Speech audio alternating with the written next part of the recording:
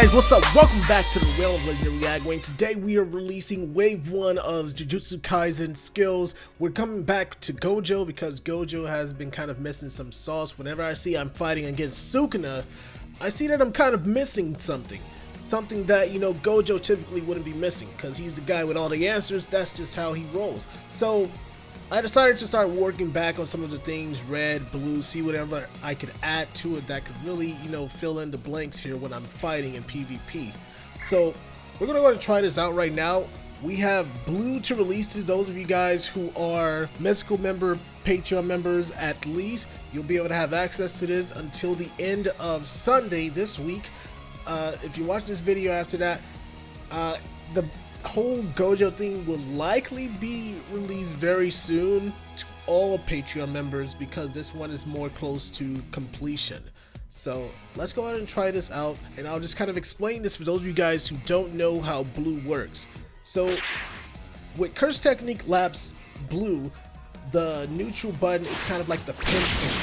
Alright, so if anyone's standing still too much, you kind of use this move to let them know that, you know, you can't be too timid when fighting. So it answers that regard for those types of people. And we also have the Curse Technique Blue Lapse.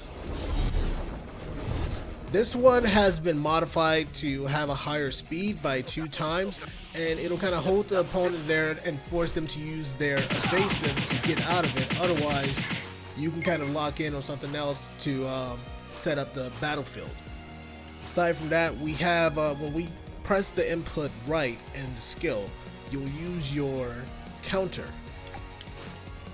So let me go ahead and do that here. I'm going to put him on to AI. And then you kind of get this whole thing. You guys are used to seeing this. This is what happened with Toji when they fought against each other. That's that vibe, right? Now, what about for those of you guys that want to, you know, kind of lock in more with your hand-to-hand combat, you know? So if you want to do that, Hit has a pretty cool arsenal with that, and I really liked his back break move or something. I'm not sure exactly what it's called, but I decided to take the tech from that move and make my own thing. So let's go ahead and try it out here. This is the, I guess it's a back grab. Of course, the AI is going to try to make this difficult for me to do, but we're going to get it eventually. And I love turning around when I'm trying to do something like that. There we go. So that move pretty much knocks them away, and you will have the option to use your second input, which is pressing the button again at the very end of the skill. I'll show you guys how to do it. Let's go ahead and put the no HUD on and get some of this beautiful cinematography here.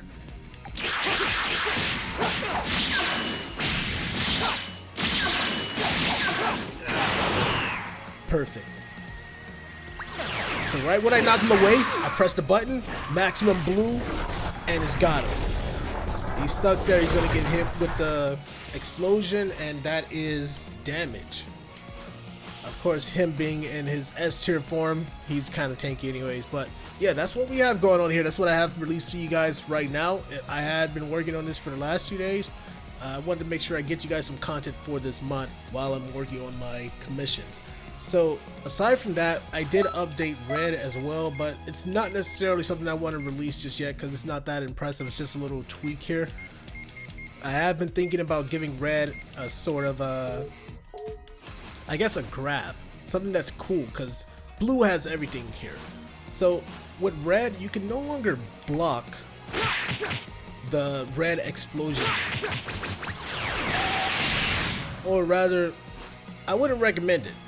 Also, this is not intended to happen.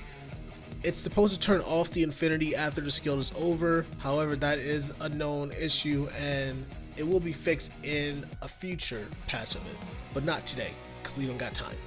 Now, aside from that, I do have maximum blue that I'm going to show you what I've tweaked here. I know a lot of you guys have seen the Sasuke move where I can use the pull, the universal pull. We took some of that tech to kind of put onto this skill to make it seem a little bit more accurate. So now it'll drag opponents and enemies to the center of the spherical attack. Let's go ahead and do it.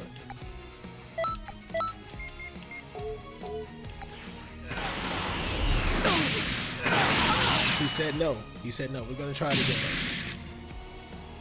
For some reason, I thought I was completely invincible, but I guess not. Not yet, I guess. Alright, but yeah, this is what we're gonna do. Let's go ahead and knock this out real quick. Yeah, I kind of have a cooldown. That's lame. We're gonna go ahead and restart this real quick. For some reason, he's still transformed. I don't know if that's a bug or just a cool feature. Alright, let's do this. So he's gonna get dragged to the blue. He's going directly to the center. And then it explodes. Now, as far as the knockaway, I'm pretty sure he's supposed to be sent flying. He does take the damage, however, these are things that we're going to be tweaking on. For now, you guys can just have fun with these upgrades. I'll see you guys in the next one. Peace out. I'm going to get this mofo with this real quick.